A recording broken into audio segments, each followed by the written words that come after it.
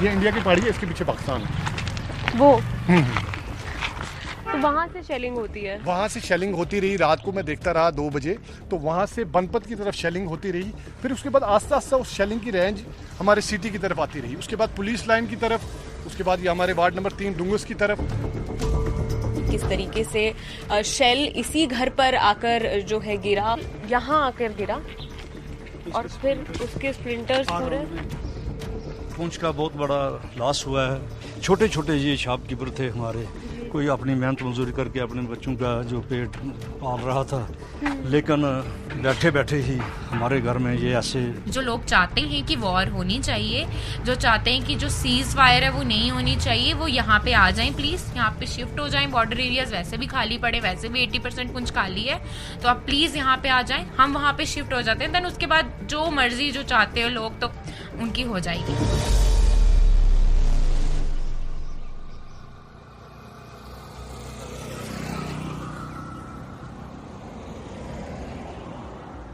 In a war, whichever side may claim victory, there are no winners, only losers.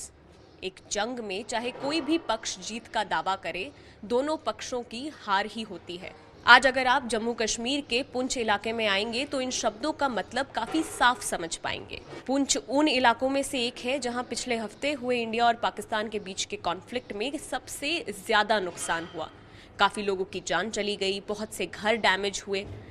नुकसान हुआ 13 साल के अमनप्रीत सिंह और उनकी 9 साल की बहन गुरशर नागत कौर का भी, जिन्होंने अपने पिता को पाकिस्तानी शेलिंग के बीच खो दिया।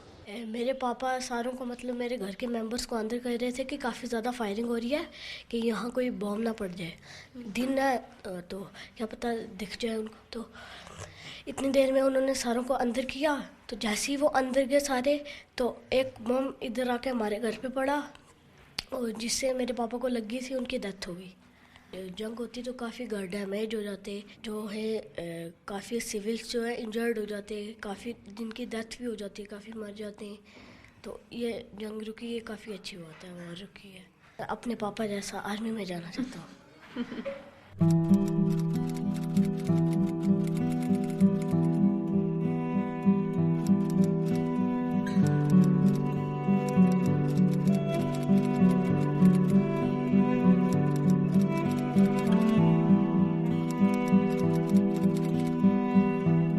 मैंने तो भैया को सामने सामने देखा ना, मतलब कैसे वो पहले पीछे हुए, फिर पीछे ग्लास है ना उनका, मतलब डोर था इनका ग्लास का था, उनके ऐसे उन्होंने मतलब अपने आप को प्रोटेक्ट करते हुए नीचे गए। तो नीचे आए तो जब उनको देखा तो उनके इधर से ब्लड काफ़ी आ रहा था। 1 मिनट के लिए तो हमारे कान तक बंद हो गए, दिखाई नहीं, पूरा धुआं ही धुआं हो गया था, इतना मतलब कि हैवी चलता हुआ।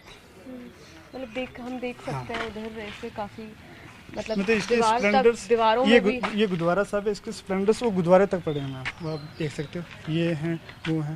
मतलब कुछ दिनों तक तो आपको भी ऐसे ये शौक में थे मैम, ये कैसे पॉसिबल हो गया कि हमारे एक बंदा हमारे साथ हॉस्पिटल जा रहा है, अनकॉन्शियस था ये नहीं बोल सकते, लेकिन फिर भी चलते हुए खुद गया उधर जाके, मतलब कि लास्ट दम तक उन्होंने वो बात करते रहे कि वाहिगुरु वाहिगुरु करते रहे और कुछ नहीं बोलते रहे, सिर्फ वाहिगुरु वाहिगुरु करते रहे। बट एट द एंड वो अपने आप को इन्हें कि इतना हम बोल सकते हैं कि सबको अवेयर करते रहे।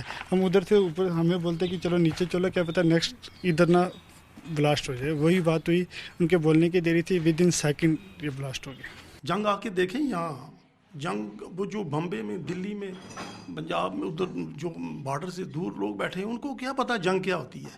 वो तो शुगल मेला देख रहे हैं, मर रहे हैं। हम गरीब लोग यहाँ के जो बॉर्डर के लोग हैं, हम मर रहे हैं। कोई यहाँ फैसिलिटी नहीं है, कोई शेल्टर होम नहीं है, कोई कुछ नहीं है।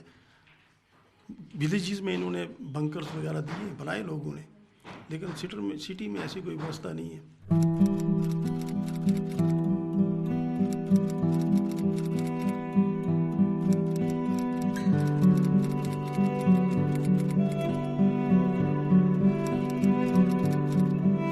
हम सभी यहाँ से भागे नीचे, हमारी जो नीचे शॉप्स हैं वहाँ पे पीछे थोड़ा सा बेसमेंट एरिया है, हम बेसमेंट एरिया वाली तरफ गए। वहाँ पे हमने अपने शटर ओपन किए, हम जस्ट अभी हमने एंटर किया, देन शटर क्लोज़ किया, तो हमारी जो शॉप्स हैं सारी, उनमें से वो सारी अटैच्ड हैं साथ में। तो ऊपर वाली जो शॉप है ना, उधर जाने के लिए एक विंडो थी, तो वो जो मेरे पापा हैं वहाँ से उस विंडो में गए, विंडो से मतलब ऊपर गए, तो उसी टाइम पे जैसे उन्होंने अंदर एंटर किया, कुछ सामान वगैरह लेने के लिए गए, वहाँ पे ब्लास्ट हो गया, देन उनकी वहाँ पे डेथ हो गई। इतना कुछ हो जाना आपकी आंखों के सामने, जहाँ पे आप जस्ट साथ में सभी नीचे गए हो, सडनली ये कुछ हो जाना, फिर भागते भागते नीचे जाना, एंड उसी मोमेंट में जस्ट 1-2 मिनट के करीब आपको पापा छोड़ के ऊपर जाते हैं, एंड ऊपर ये कुछ हो जाना, तो इस चीज़ से निकलना, ये आपको एक चीज़ ऐसा शॉक दे जाती है, या फिर आप बोल सकते हैं ट्रॉमा हो जाता है एक इंसान को। हमें ऐसा लग रहा है पता नहीं क्या हो गया सडनली, मतलब हमारा माइंड सेट एक इस तरह का हुआ है कि अभी हमें वैसा उस तरह की हम रियलाइज़ नहीं कर पा रहे कि हमारे साथ हो क्या रहा है। इस चीज़ से बाहर निकलने में ही इंसान को टाइम लग जाता है। एंड माई मदर, जिनके एक हस्बैंड की डेथ हो गई है, तो उनके लिए भी इस चीज़ से रिकवर होना तो मुश्किल है। कुल मिला के ये है कि हमारे लोगों की ज़िंदगी जो है बदतर है। पहले 47 में हमारे पेरेंट्स जो है वहाँ से उजड़ पुजड़ के इधर पहुँचे, अब वो हम उन्होंने दौर देखा, अब हमरे देख रहे थे, अब हमारे बच्चे भी ये देख रहे हैं भाई ये पटाखे चल रहे हैं, बार बार चल रहे हैं। और सबसे पहले हम यही कहना चाहेंगे कि चलो जो होना था वो तो हुआ, तो अब सरकार को इनकी जो है इनको कंपनसेट करना चाहिए। और उसके अलावा जो इन फ्यूचर, क्योंकि ये तो इनका काम रुकने वाला नहीं है, ये कहेंगे कल को मिलिटेंसी ख़त्म हो जाएगी, तो मतलब नेवर, इट इज़ इम्पॉसिबल। तो अगर इनको करना ही है, कुछ करना ही था, अगर ऐसा कुछ करना है तो एक बार ये कम से कम पहले फर्स्ट ऑफ ऑल अपनी पब्लिक जो है उसको तो सेव करें। इतनी गाँव में पब्लिक रहती है, सिटी में कोई मोर्चाबंदी कोई कुछ नहीं है, इतने लोग जहाँ हैं, ये इनके बारे में किसी ने नहीं सोचा कि ये अगर हम किसी से पंगा ले रहे हैं, उधर संदूर ऑपरेशन कर रहे हैं, तो इधर इनका संदूर ख़त्म हो गया ना। अब कहते हैं ना गवर्नमेंट जो है by the people, of the people, by the people, for the people, वो तो कागजों में रह गया ना, अभी कॉन्स्टिट्यूशन बोल रहा है। तो अब यही चाहेंगे हम कि अगर इन फ्यूचर ये इन्होंने कुछ करना है, अभी जो सीज़फायर नहीं किया, हम नहीं चाहते कि भाई हमारा, जैसे हमें इस वक्त पीड़ा है, हम दुखी हैं इतने, तो हम इसे थोड़ा चाहते हैं कि लगा रहे ये, तो और कहीं घर जो हमारे भाई जो हैं और कितने, जो कोई किसी मज़हब का हो, बनाया तो उस मालिक ने है ना, तो उनका भी लॉस होगा, हम वो नहीं चाहते। अगर इन्होंने कुछ करना है तो एक ही बार करें, और उसका पहले बंदोबस्त करके करें, ताकि लोगों को ये पता हो कि भाई उस वक्त फिर किसी को इतना दुख नहीं होता कि भाई कुछ ये पता ही नहीं था। बहुत आराम से ये चीज़ बोल देते हैं कि लाइक वॉर होनी चाहिए, ये होना चाहिए। एक्चुअली वो अभी इस बॉर्डर एरियाज़ के पास रहे नहीं है। अगर वो चाहते हैं, अगर वो कहते हैं ना कि आप करो स्टार्ट, हम आपके साथ हैं, तो आप प्लीज़ यहाँ पे आ जाओ, हम शिफ्ट वहाँ पे हो जाते हैं, देन उसके बाद आप स्टार्ट कर सकते हो। और वहाँ से बोल रहे हैं कि कुछ पाने के लिए कुछ खोना पड़ता है। दे आर बी लाइक, कुछ पाने के लिए कुछ खोना पड़ता है। आप रहो ना यहाँ पे, आप रहो यहाँ पे, एंड देन उसके बाद आप देख लो कि आपको वॉर करनी है कि नहीं करनी, वो आप यहाँ पे बैठ के सोचो। ये क्राइस्ट स्कूल के पास वाली जगह है, पुंछ में ये सबसे ज़्यादा अफेक्टेड एरियाज़ में से एक है। घर के आप देखेंगे, घर की खिड़कियों के जो शीशे हैं, रेलिंग्स जो रही होंगी, वो सब एकदम ख़त्म हो चुका है। इम्पैक्ट जो है वो आसपास के घरों में भी हुआ है। इस घर की दीवार पर देखेंगे तो आपको स्प्लिंटर्स के बड़े बड़े निशान दिखेंगे। ऊपर भी बालकनी में भी स्प्लिंटर्स के निशान हैं। आई थिंक ये वाला घर है जो सब बता रहे हैं। यहाँ आगे भी देखेंगे तो इस तरीके से कांच के टुकड़े और पूरा डेब्री यहाँ अभी भी पड़ा है। ये शायद एक स्कूटी हुआ करती थी। पता नहीं अभी इस घर में कोई है या नहीं, या इस घर के लोग अभी एग्जैक्टली कहाँ हैं।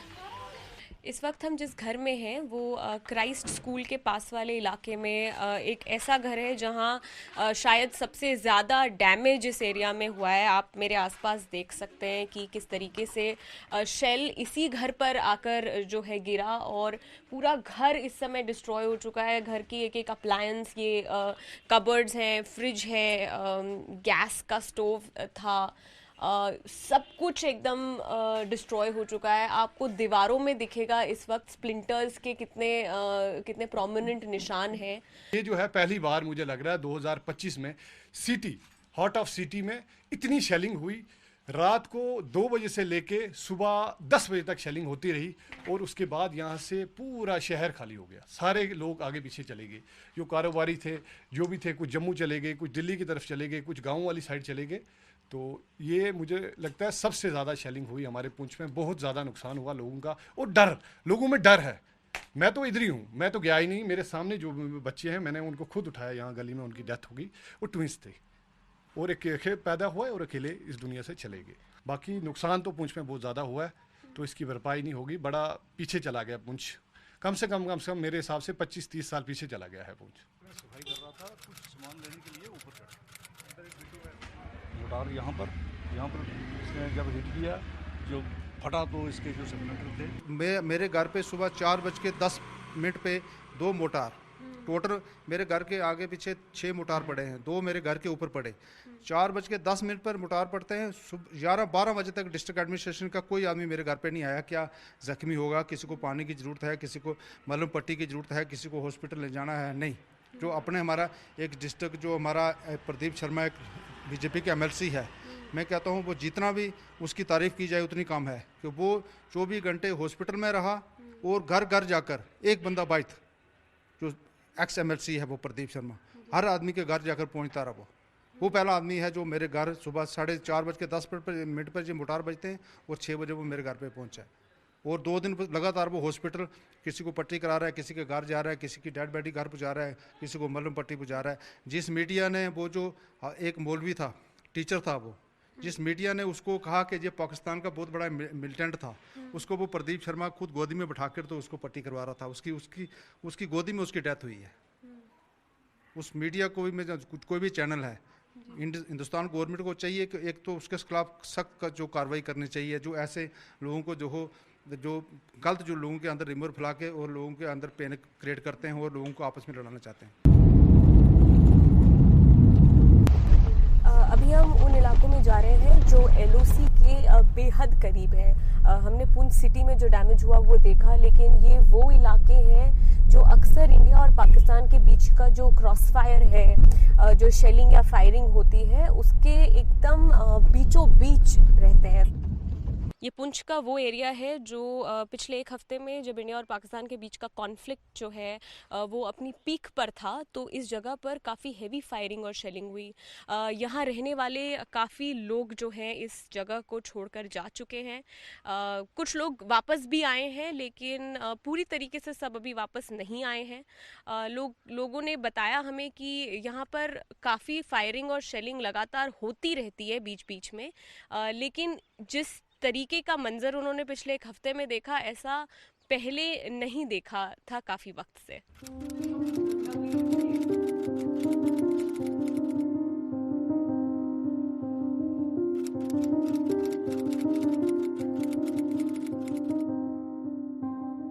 यहाँ लगभग 30 से 40 लोग यहाँ बैठ सकते हैं। इसके साइड में ही एक और रूम है जिसे भी ये फैमिली बंकर की तरह ही यूज़ कर रही है।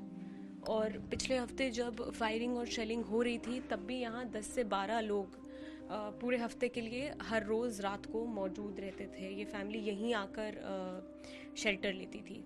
सर, जिनके बंकर हैं वो अपने बैंकरों में रहते हैं, जिनके बैंकर नहीं है वो इस बार भी सुरनकोट, लसाना में, मेंढर, मंडी, वो बाकी चले गए थे। तो यहाँ कितने बंकर हैं, कितने घरों में बंकर हो? तकरीबन करमाड़ा जो है सर, इसमें आधे करमाड़े में बैंकर हैं, आधा बाकी है, और खड़ी में 3 बैंकर हैं पूरी पंचायत में, बाकी कोई बैंकर नहीं है। इस खड़ी करमाड़ा में हर घर के साथ बैंकर होना चाहिए। आप लोग जो हैं वो सही मायने में एकदम फ्रंट लाइन पर रहते हैं, तो कुछ भी होगा तो आप लोग सबसे ज्यादा इम्पैक्ट होगा आप पे। तो जंग हो ना हो, इस बारे में आपका क्या विचार है? सर, हमारी बड़ी जिन हस्तियों ने जंग को रोका है वो दिमाग रखते हैं कि जंग के अंदर क्या बेनिफिट है, किसको नुकसान है। और जो कहते हैं जंग होना चाहिए था वो तो बैठे हुए हैं, उधर गोला ही नहीं गया। तो जिन पर गोला आया है, जो लोग मर चुके हैं, उनके लिए तो जंग हो गया। जो लोग बच चुके हैं वो शुक्र करते हैं कि जंग किसी तरह ख़त्म हुआ है, तो हम सुकून से रह जाएंगे, हम बच जाएंगे। वरना तो जंग बहुत बड़ा लॉस करता है। जी जी, सबका ही नुकसान है। सबका नुकसान है सर। गोला हिंदू, मुसलमान, सिख, ईसाई, छोटा बड़ा, फौज, सिविल कुछ भी नहीं देखता। गोला जहाँ गिरेगा वो मारेगा। तो इसलिए अमन से जिंदगी है।